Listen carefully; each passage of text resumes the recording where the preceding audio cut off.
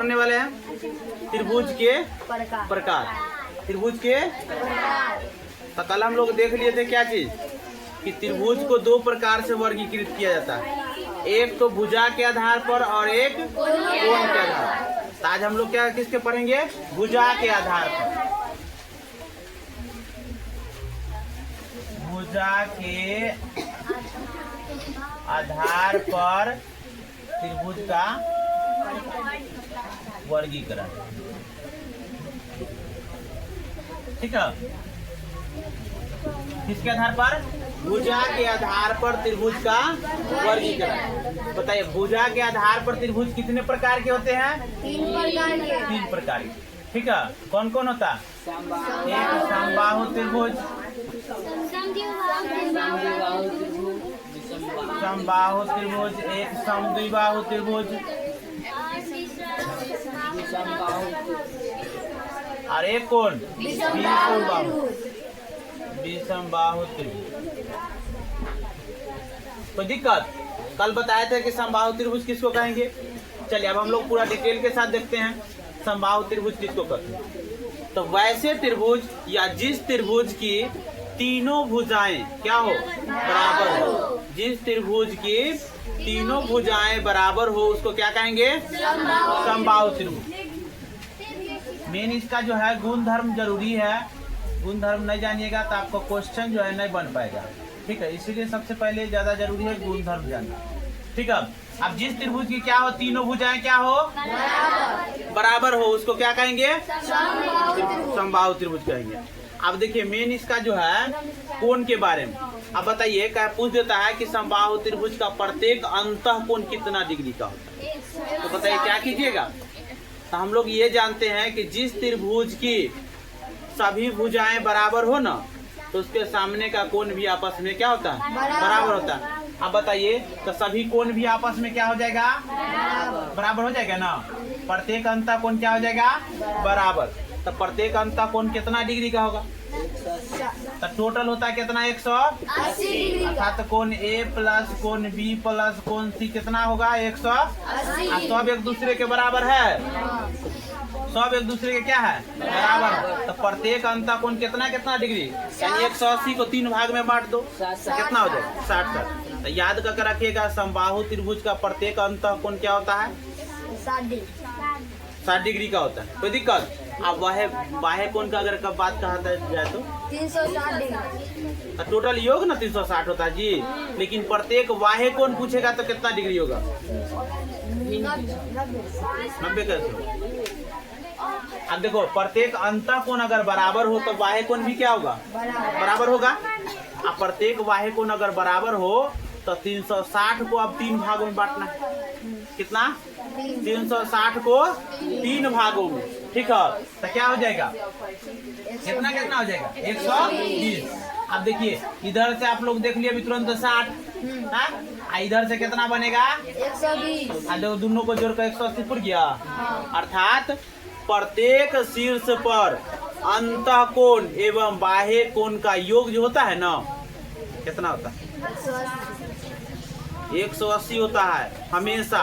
किसी भी शीर्ष पर आप जोड़ लीजिए अंतः कोण एवं बाह्य कोण का योग जो होगा ना हमेशा कितना होगा? 180 डिग्री हो जाएगा। देख लीजिए 180 डिग्री है, इस पर भी कीजिएगा तब 180 डिग्री आ जाएगा, इस पर भी कीजिएगा तो 180 डिग्री आ जाएगा। तो याद करके रखिएगा क्या चीज कि समबाहु त्रिभुज का प्रत्येक अंतः कोण कितना डिग्री का होता है? 60 डिग्री। ठीक है, समबाहु त्रिभुज का प्रत्येक बाह्य कोण कितना डिग्री का होगा? 100। ठीक है, और इसमें सब भुजा क्या होगा? आपस में बराबर होगा। सब अंतः कोण बराबर होगा, सब बाह्य कोण बराबर होगा। कोई दिक्कत? तो ये हो गया मेन धर्म, गुण धर्म। ठीक है, चलिए अब हम लोग आगे बढ़ते हैं। इसके बारे में चलेंगे समद्विबाहु त्रिभुज। नाम से स्पष्ट है समद्विबाहु। जिस त्रिभुज की कोई दो भुजा क्या हो?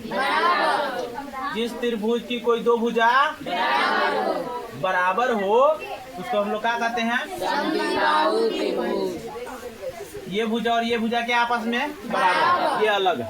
ठीक है, अब जिस त्रिभुज की दो भुजा बराबर हो जाए वो समद्विबाहु त्रिभुज। अब मेन तो इसका गुण जरूरी है। ठीक है, कि जिसमें क्या है ए बी जो है ए सी के बराबर। तो याद कर रखिएगा, जिस त्रिभुज की यानी समद्विबाहु त्रिभुज में दो समान भुजा के सामने का कोण भी आपस में क्या होता है, बराबर होता है। ठीक है, समान भुजा के सामने का कोण भी क्या होता है, बराबर। तो बताइए ए बी के सामने का कोण कौन है, सी। ए बी के सामने का कोण कौन है, सी। ए सी के सामने का कोण कौन है, बी। अर्थात जब भुजा बराबर है तो कोण भी आपस में क्या हो जाएगा, तो जितना कोण बी होगा उतना ही कोण सी। तो याद कर रखिएगा कि समद्विबाहु त्रिभुज में दो गो कोण भी आपस में, लेकिन अब इस पर निर्भर करता है कि कौन भुजा बराबर है। ठीक है, कौन भुजा बराबर है और उसके सामने का कोण भी आपस में क्या होगा, बराबर। ठीक है, तो आपको अगर मान लेते हैं ये दोनों भुजा बराबर होता है, ये दोनों कोण बराबर हो गया। ठीक है, अगर कभी ये भुजा दोनों बराबर होगा तो क्या होगा, ये और ये कोण बराबर हो जाएगा। कभी ये दोनों भुजा बराबर होगा तो ये और ये कोण बराबर होगा। ठीक है, अर्थात सामने वाली भुजा अति सामने वाली कोण क्या होगा, बराबर। ठीक है, समान भुजा के सामने वाला कोण क्या होगा, बराबर हो जाएगा। ठीक है, कोई दिक्कत नहीं ना। चलिए अब अगला आता है विषमबाहु। ये सब गुण काम करेगा आपको न्यूमेरिकल बनाने वक्त या क्वेश्चन बनाने वक्त, ये सब गुण काम करेगा। ठीक है, अब चलिए समद्विबाहु समबाहु त्रिभुज विषमबाहु। विषम माने क्या होता है जी, बराबर नहीं, एक भी बराबर नहीं होता। तो जिस त्रिभुज की कोई भुजा बराबर ना हो, ठीक है, जिस त्रिभुज की कोई भुजा बराबर ना हो उसको हम लोग क्या कहेंगे, आप बताइए भुजा जब बराबर ना हो तो का कौन बराबर होगा, कौन बराबर होगा, नहीं। जब भुजा बराबर नहीं तो कौन बराबर नहीं। ठीक है, इसीलिए तो हम लोग समबाहु त्रिभुज में क्या देखें कि तीनों भुजा बराबर तो तीनों कोण बराबर। समद्विबाहु में क्या देखे, दो गो भुजा बराबर तो दो गो कोण बराबर। ठीक है, अब विषमबाहु में क्या देखे, कोई भुजा बराबर नहीं तो कोई कोण भी बराबर नहीं होता। कोई दिक्कत, तो ये था किसके आधार पर, भुजा के आधार पर। कोई दिक्कत ना। अब हम लोग किसके आधार पर पढ़ेंगे, कोण के आधार पर। ठीक है, इसके आधार पर, कोण के आधार पर भी त्रिभुज कितने प्रकार के होते हैं, 3 प्रकार। कौन कौन जी, पहले न्यून कोण त्रिभुज, न्यून कोण त्रिभुज। दूसरा समकोण त्रिभुज और तीसरा अधिक कोण त्रिभुज। कोई दिक्कत।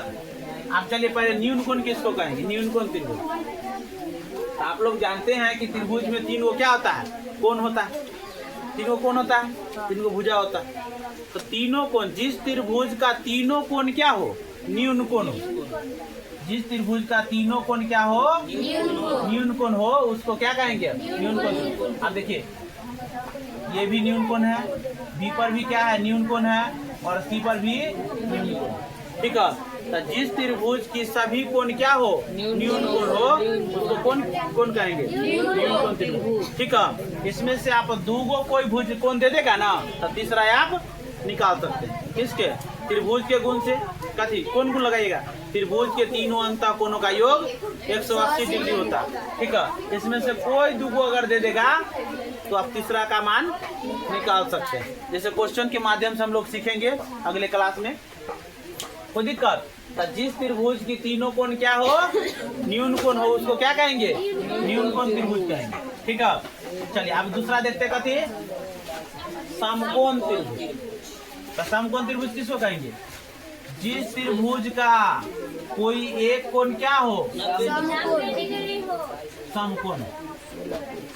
जिस त्रिभुज का कोई एक कोण क्या हो, समकोण हो, अर्थात 90 डिग्री का हो, उसी को हम लोग क्या कहेंगे, समकोण। अब देखिए जहां भी अगर ऐसा सिंबल दे दें तब बुझ जाएगा कौन त्रिभुज होगा, समकोण त्रिभुज होगा। जिस स्थान पर या जिस कोण में ऐसा दे देगा चरखुट टाइप का, तो बुझ जाएगा क्या है, समकोण। ठीक है, अर्थात वहां पर 90 डिग्री होगा ही। अब देखो पूछता है कि समकोण त्रिभुज में कितने न्यून कोण होते हैं, 2 ना समकोण त्रिभुज में कितने न्यून कोण होते हैं? तो क्या कहिएगा? 2। अगर पूछ दिया जाए अगला क्वेश्चन कि अगर एक न्यून कोण अगर 30 डिग्री हो तो दूसरा न्यून कोण कितना डिग्री का होगा? 60 डिग्री का। क्या करेंगे? अरे ये तो खुद 90 है ना, ये तो खुद 90 है, ये तो पता चला है। अब बताइए ये अगर 60 है तो दोनों का योग कितना डिग्री का होगा? दोनों का योग कितना डिग्री होगा? 90 डिग्री कला, क्योंकि त्रिभुज के तीनों अंत कोणों का योग 180 डिग्री। अभी खुद 90 है तो शेष कितना बचा? 90 ना जी। तो 90 किसका योग? ए और सी का योग। ए और सी का योग। अगर ए 30 डिग्री है तो सी का मान कितना होगा? 60 डिग्री ना 90 में से 30 को घटा देंगे, कोई दिक्कत? तो इस तरीका से ये क्वेश्चन पूछता है। अगला क्वेश्चन पूछता है आपको इससे कि यदि ए बी सी जो है ना समकोण समद्विबाहु त्रिभुज, वो त्रिभुज है समकोण समद्विबाहु। तो समकोण के मतलब 90 डिग्री और समद्विबाहु के मतलब क्या? शेष दुगो जो भुजा होगा बराबर है। द्विबाहु माने क्या? दुगो भुजा बराबर, ठीक है। ये बराबर नहीं होता है। समकोण त्रिभुज का सबसे बड़ी भुजा जो होती है ना, ये कर्ण होती है।